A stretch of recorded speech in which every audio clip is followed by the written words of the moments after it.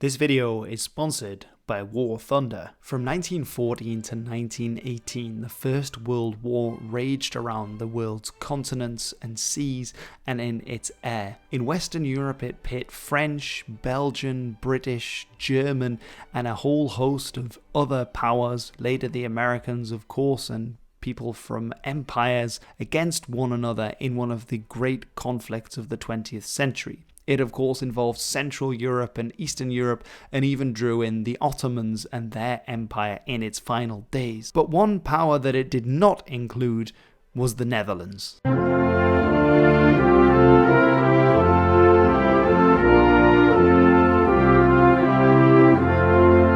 Indeed, in 1914, both the Netherlands and its neighbour Belgium declared themselves to be neutral, not taking part in the conflict. However, unlike Belgium, which was invaded by Germany and thus forced into the arms of the Entente powers, the Netherlands were able to retain their neutrality for the entire conflict, and they never joined in World War I on either side. The Schlieffen plan, which had been devised by the Prussian general Arthur von Schlieffen in the early years of the 20th century, envisaged a great German thrust, not across the very well-defended Franco-German border which had been fought over in the previous century, but instead going through the northern neighbour of France, Belgium, which was militarily weaker and a neutral power, thus to get at the ripe underbelly of the French forces, albeit that was the plan in the First World War. Now, many people have heard of the Schlieffen plan and may have a vague idea of what it entailed. Far fewer people know that the original Schlieffen plan, as devised by Arthur von Schlieffen, included an invasion of the Netherlands. However, this aspect was removed from the final Schlieffen plan as it was envisaged in 1914 by Helmut von Moltke the Younger, who decided instead just to attack and go through Belgium. Part of the reason why was that this task would make it slightly easier for the German army in some ways. It was also decided not to go into Switzerland, for example. Part of the reason why is that by just attacking Belgium, they would only have to fight one extra army instead of two. They wouldn't have to engage with the Dutch. But perhaps a more important reason is that actually the Netherlands being neutral rather than enemy or occupied territory even suited the Germans much better than actually engaging the Dutch in conflict. And this was because that meant that Dutch ports could continue importing goods from abroad and could continue trading with the Germans, which is exactly what they did in the First World War. In order to win the stalemate on the Western Front, both sides developed new and terrifying technologies to swing the war in their favour. Aerial warfare changed rapidly, and the land ship or tank would remain a staple on the battlefield. If you like military history and strategy, you'll love playing War Thunder. It's free to sign up and play on PC, console, and mobile. What's nice about War Thunder is that it offers 3 different game modes with increasing realism. Instead of simple boxes with hit points, you can aim for engines, fuel tanks, weapon, and crew, which disables different aspects of enemy vehicles. From the comfort of your own home, War Thunder allows you to take charge of over 2,500 historically inspired tanks, aircraft, and warships from 10 major nations, including the biplanes and armoured vehicles that were used during and following the First World War, as well as more modern fighter jets and advanced tanks. Viewers of this video might be interested in controlling the Zeppelins, early airships that terrified the inhabitants of cities like Antwerp and London in the summer of 1914. With a dedication to detail, high-definition graphics, and sound design, history lovers can immerse themselves in the aura and the chaos of the modern battlefield. You can join over 95 million players worldwide in huge PvP battles and experience a game with an unmatched amount of fighting vehicles to explore. Play War Thunder now for free on PC, PlayStation, Xbox, or mobile devices. And you can use my links in the pinned comment or video description to sign up.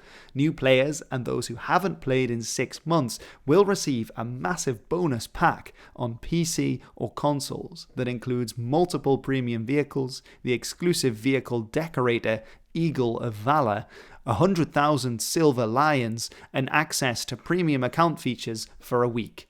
Available for a limited time only, so don't miss out. In 1914, this meant that the Germans left the Netherlands alone. But in 1916, some voices in the German army and navy said that they should perhaps reconsider their option not to invade the Netherlands. And this led to the creation of Fall K, or Case K, the German case for the invasion of the Netherlands. Phase 1 of Fall K would involve German army units stationed in Flanders in occupied Belgium going across the border into the Dutch region of Zeeland, which borders on Flanders. This is a particularly important region, especially the area called Zeeuws-Vlaanderen, which has a land border with Belgium, as it is close to the strategic harbour city of Antwerp, and it is the mouth of the river Schelde, which is the river that flows through Antwerp and supplies many of the important cities in Belgium. Control of this area, perhaps if the Royal Navy were to seize it, would be disastrous for the German war effort, particularly as it shifted its focus to U-boats, the submarines that targeted Allied shipping and attempted to starve the British of resources in the North Sea. The U-boat bases were largely in occupied Flanders, and so if the British were able to get into this very important area, they could attack these U-boat bases, which is something the Germans wanted to avoid. In the eyes of the Dutch military command, Zeeland was an eccentric area of the country, and as such did not qualify for sustained defence. Field army units were not even located there, as they could be considered lost in the event of an attack on that province. This loss was unacceptable for the Dutch military command, because an intact field army was necessary for a persistent defence of Fortress Holland. On the other hand, the eccentric location of this province, the proximity of German U-boat bases on the Flemish coast, and the access route to Antwerp made it a possible casus belli. It was exactly this province where the maintenance of Dutch neutrality had to be credible, and where British as well as German operational plans were focused in case one of the belligerents would deem a preventative attack necessary. This is from Fall K, German Offensive Plans Against the Netherlands, 1916 to 1918 by Wim Klinkert, which will be linked below and is an interesting read about how the Dutch were able to maintain their neutrality during the First World War. Now, the second phase of the German attack would involve aerial crews, and these weren't the main German air force, but rather they were the German naval air force, who had their bases on the East Frisian Islands, part of Germany. They would swing down from the north and rain terror upon the Netherlands, particularly their infrastructure, harbour cities and key bridges, in the hope to slow down Dutch troop transports that would of course be thought to come in and try and stop the German thrust into Zeeland. Now, it should be noted that this German invasion plan hinged on the idea that the British would try and seize Zeeland for themselves. It wasn't a plan to take over the Netherlands as part of their wider war aims, but rather a reactionary plan that would be put in place as soon as British boots landed on Dutch sand, thus breaking Dutch neutrality. Later on in 1917, a second part of this second phase was also added in, and this was to secure the important German city of Emden in Ostfriesland, and this involved a German push into the province of Groningen to take over the strategic harbour of Delfzijl. The British also had a plan for if the Germans were the first to strike and break Dutch neutrality, particularly in the Zeeland area. And this was called Scheme S, the S standing for the Schelde, the name of that ever important river. Now, the British and the Dutch had been at somewhat loggerheads about this river for some time, given that the very important Belgian city of Antwerp is downstream from the area of Zeeuws-Vlaanderen, which belongs to the Netherlands, meaning that essentially they can control who can access the city of Antwerp. That's something that I talked about in this video, which is why after World War I, the Belgians actually demanded to be given this area as reparations, even though the Netherlands had remained neutral in the First World War. In 1910, the Dutch built a fortress on the mouth of the river Scheldt at Vlissingen, and this caused somewhat of an international incident with the French up in arms and the British also none too pleased, as we read in an article from the Times that it was a pistol aimed at England, a slap in the face of Belgium, and a derogation from the Dutch system of concentrated defence. So they were none too pleased about this. Just as the Germans were convinced that things would hinge around this crucial area of Zeeland, so the British were determined to get involved if the Germans entered this area and to try and stop a German advance. Meanwhile, the Dutch were in the very precarious position where, in their worst case scenario, they feared that where one force, whether it were the Germans or the British, would land, the other would then get involved, and the Dutch army, trying to maintain their neutrality, would be forced to fight against both. This could have become an incredibly messy situation. One of the key areas where there would have been fighting would be the island of Walcheren, which sits in the mouth of the river Scheldt. And there was a fear, sometimes propagated by the Germans, that the British were planning to land some 50,000 troops on this island in order to capture it. This then would mean that the British would be able to land troops, possibly to counterattack and flank German positions in Flanders as they were fighting on the Western Front, but maybe more importantly that they could build air bases from which to target those U-boat bases along the Flemish coast and German positions on the Western Front, as well as major German industrial cities which were harder to reach from the British mainland. Scheme S covered the landing of 20 vessels, together with the seaplane carrier HMS Vindex, 2 aircraft squadrons, and a land component consisting of a special brigade of almost 5,000 troops. Beside the aircraft and the troops, the amphibious force comprised 104 four-wheeled motorized vehicles, 690 horses, and 1,170 bicycles, essential for any invasion of the Netherlands. The objective was to build air bases in Walcheren and protect them, and to fend off German attacks in Walcheren and South Beveland. The British vessels were to anchor at Veere and Middelburg, where the necessary quays and warehouses had already been selected in advance. So, instead of the 50,000 scaremongering numbers, the real British plan was quite a bit less ambitious and involved fewer troops, but there really were British plans to attack and take over if they felt that it was necessary to keep the region out of British hands. So how did the Dutch respond to all this? Well, by 1915, some 15,000 Dutch troops were in Zeeland. But as mentioned, this was quite a small number given the numbers that were being floated around on the Western Front, and they may not actually have been intended to put up a fight were they to have been invaded, but perhaps rather more to act as a deterrent. The Dutch army was fairly antiquated by the time of the First World War, and it's not sure if they really would have been able to put up much of a resistance against either the British Navy or the Germans. However, that being said, the same was true for the Belgians, and they were in some small way able to cling on. And in 1915, with the prospect of invasion looming, they carried out various military exercises in Zeeland to see and wargame what a potential outcome of a conflict, a German or a British invasion, might have been like. Learning experiences from the exercise and later reconnaissance led to the decision to build a defensive line in western North Brabant to seriously slow down any further advance of the enemy in easterly direction. The Dutch field army would not engage in a major battle there, but after gaining time, fall back in northerly direction across the Hollands Diep towards Fortress Holland. Now, this was a key Dutch strategy that essentially had been practiced since the establishment of the Dutch Republic, which had frequently come under attack from the Spanish and the French.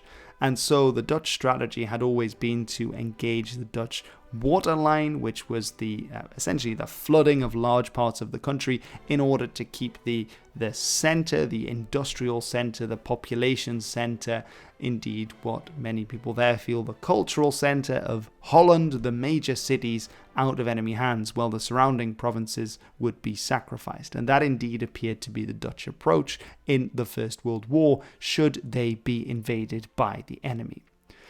But this didn't actually happen, so why not? Well, in 1915, there were real possibilities that this might actually have happened, because the neutrality of Greece was violated by the Allies, who landed troops in Thessalonica, or Salonika as it was called, to open up another front. Indeed, the whole reason why the Western Front opened up in Europe in the first place was that the Germans had violated Belgian neutrality, bringing the British into the war. However, there were several reasons why the Germans and the British hesitated in being the first to strike a blow and to try and seize that ever-crucial Zeeland area. One of them is that the Germans overestimated the size of the Dutch army by a third. It was around 200,000 mobilized men strong, whereas they believed it was around 300,000 men strong. Secondly, the Germans might have been put off by this Dutch defense strategy of flooding the land and turning it into another muddy Western Front that was even wetter than the conditions they were facing in Flanders, just to the west. The situation had already changed in 1916, where another neutral country, Romania, had joined the Entente powers and fought against the Austro-Hungarians and the Austro-Hungarians and the Germans, and had rather rapidly been defeated on the battlefield, which put out a clear message to other neutral powers that joining the Entente rashly might not be in their best interests, and so many in the German high chiefs of staff believed that the Netherlands were unlikely to get involved. It's also very interesting that perhaps a lot of Falka was meant to scare the Dutch into staying neutral and actually to build up their defences against the British. And this is because German espionage was either incredibly good, or the Dutch let go of a lot of their military information on purpose. In fact, there was quite a lot of collusion between the Dutch and the Germans and the British when it came to the Netherlands and their neutrality. And it's interesting that quite possibly German spies leaked their own plans of Falka to the Dutch in order to prompt them to shore up their own defences, because they expected a German attack, which in turn would mean that they were better protected against a British attack. So they're kind of like playing 4D checkers here. In any case, this did actually work. Another example is that the Germans invited Dutch military envoys to look at new artillery positions and to take such detailed notes that they were actually able to install almost identical coastal batteries in Zeeland based on German models. So it really doesn't seem like the Germans were actually planning to invade, given the amount of military sharing that was going on. The origin of the rumour about the intended British action may well lie with the German political leadership itself, who wanted to prove the serious and trustworthy nature of Dutch neutrality to the army and naval advocates of unrestricted U-boat warfare. They did not want to take the risk that German behaviour would drive the Netherlands, with its massive anti-German sentiments, because of the torpedo attacks into the arms of the Entente. So this is another interesting point here, which is that various parts of the German army and navy may have wanted to keep the Netherlands neutral, and so leaked certain bits of information to the Netherlands in order to maintain this, especially as the sinking of Dutch merchant vessels by U-boats continued to make public opinion swing against the Germans in the Netherlands. That said, however, the plan of the German Naval Air Force to completely destroy strategic locations in the Netherlands never seems to have fallen into Dutch hands, so it's possible that this was the genuine German approach to if they would actually go in and fight against the Netherlands, rather than this invasion plan of Zeeland, but it's hard to tell with any certainty. There was again rising tension, however, between the Netherlands and Germany in 1917, and a lot of this seems to have surrounded one of the key military commanders in the German army, which was Erich von Ludendorff, who appears really to have wanted to invade the Netherlands, and he had some powerful backers in the navy. However, this was actually stopped by none other than Queen Wilhelmina of the Netherlands herself, who personally penned a letter to Kaiser Wilhelm II to ensure him of the Netherlands' neutrality, that they would not join with the Entente powers, and this, it seems, actually saved the Netherlands from what may well have been a German aggressive act being led by Ludendorff. And thus the Netherlands were able to maintain their neutrality and stay out of the First World War right up until the end. It may simply have been the case as well that German strategic planners would rather have had a neutral Netherlands than yet another area that they would have to police and control as they had in Belgium. The information exchange taking place at this level was meant to convince the belligerents that the Netherlands would remain entirely neutral. And indeed, the leaking of information about Dutch positions, about the military forces that they had, and sending more troops to Zeeland, building artillery batteries, also added to this idea of armed neutrality, constantly increasing the cost of a would-be aggressor for actually attacking them in the first place. The information exchange taking place at this level was meant to convince the belligerents that the Netherlands would remain entirely neutral at all times, which may be considered a mission accomplished successfully. In order to achieve this, the Dutch military leadership gave the belligerents an insight, in general terms, into Dutch defense preparations. What it virtually came down to was radiating credibility. The Dutch General Staff must have felt encouraged by the idea that in principle, for both the Central Powers and the Entente, the advantages of uninterrupted Dutch neutrality would outweigh the disadvantages. And this essentially is how the Dutch were able to maintain their neutrality throughout the First World War. Looking a bit about the Netherlands in World War I, I've got a couple more videos coming on similar-ish topics, but if you'd like to see one in particular, let me know in the comments below. Again, thank you to War Thunder for sponsoring this video. Don't forget you can play for free on PC, PlayStation, Xbox and mobile, and use the link in my pinned comment to get a huge bonus if you're new or haven't played in 6 months. I'll see you there.